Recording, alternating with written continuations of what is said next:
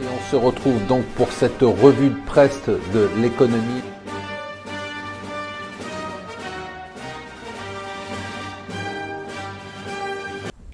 Bonjour et bienvenue sur Mon Financier pour une revue de presse de l'écho sans presse. Bien évidemment, nous sommes le mercredi 9 novembre et bien évidemment les journaux de ce matin ne prennent pas en compte l'événement de cette nuit. L'événement de cette nuit, c'est qu'à l'heure où nous parlons, alors on n'a pas encore toute la confirmation, il n'est pas encore élu président, mais la surprise énorme, c'est que Donald Trump pourrait être président des États-Unis. Il mène largement dans le compte. En tout cas, ce qui est certain aujourd'hui, ça on peut le dire à l'heure où on parle, c'est que le Sénat reste républicain, la Chambre des députés reste républicaine et probablement Donald Trump sera président. Alors on peut imaginer le chaos debout des marchés qui avaient, comme on vous le disait depuis plusieurs jours, anticipé largement une victoire de Clinton, remontée de façon spectaculaire depuis 2 jours. Là, on a une baisse de 4 à 5% sur tous les marchés avant l'ouverture aux États-Unis, sur les futurs en Asie.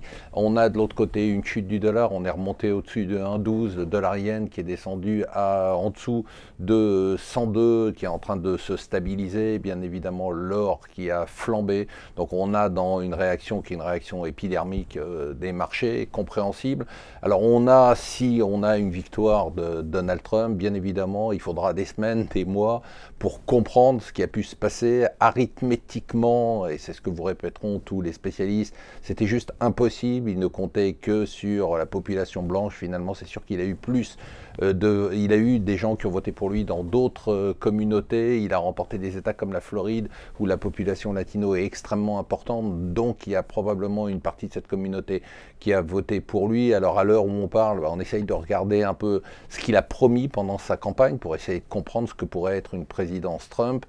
Bien évidemment, il y aurait beaucoup de protectionnisme, la remise en question du NAFTA, donc l'accord avec le Canada et le Mexique, la remise en question de la possible signature de ce qu'on appelle l'accord transpacifique qui n'a toujours pas été signé. Bien évidemment, au niveau de l'immigration, vous connaissez le mur avec le Mexique, d'où la chute extrêmement violente du peso mexicain. C'est le mouvement le plus radical qu'il y a eu cette nuit avec une baisse de 13% du peso, une alliance avec Vladimir Poutine beaucoup plus forte, un rejet de l'accord avec l'Iran, une redéfinition de la relation avec l'OTAN du côté des taxes et des impôts. Il prévoyait une baisse majeure des impôts, avec notamment une baisse des impôts des entreprises à 15%. Donc on est sur des mesures qui sont des mesures extrêmement fortes. Pour l'instant, personne n'en sait rien, pour vous dire la vérité, puisqu'il a fait campagne un peu seul contre son propre parti, seul bien évidemment contre les démocrates, seul contre Obama, seul contre l'Europe, seul contre le reste du monde ou presque. Et s'il gagne, il gagne seul, et la victoire, il ne la doit qu'à lui-même, puisque son propre parti ne l'a pas soutenu. Son propre parti qui pensait qu'il y aurait un vrai désastre dans les élections à la Chambre des représentants et au Sénat, et qui est surpris de voir qu'il conserve le Sénat et la Chambre des représentants. Ce qu'on peut dire, c'est que Trump lui-même doit être surpris. Je vous rappelle qu'il était à peu près certain qu'il n'envisageait absolument pas d'être président de la République. Il n'y aura pas de Trump TV, mais il y aura peut-être un président Trump. Donc à l'heure où nous parlons, l'impensable, l'incroyable s'est produit.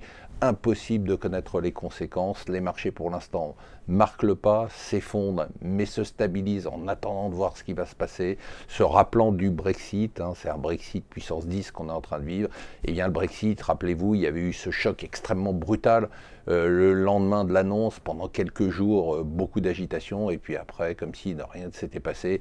Je vous rappelle que la baisse du sterling, plus le fait que les taux d'intérêt avaient baissé, que la Banque d'Angleterre avait mené une politique beaucoup plus laxiste, avait permis au marché de se stabiliser. On dit dès aujourd'hui qu'une présidence Trump, finalement, aurait un tel impact négatif sur les marchés que la Fed ne pourra pas monter ses taux d'intérêt en décembre, et que le dollar baisserait, ce qui serait favorable à terme pour les marchés. Mais attendons, avant de nous prononcer, attendons d'abord d'avoir la confirmation que Trump sera bien le président. Attendons de voir si Clinton demandera un recomptage, car c'est possible dans tous les États où l'écart a été minime, moins de 1%, il y en a beaucoup. En attendant, ce qu'on peut dire, c'est que et les commentateurs et les marchés sont KO, debout. Je vous souhaite quand même une bonne journée.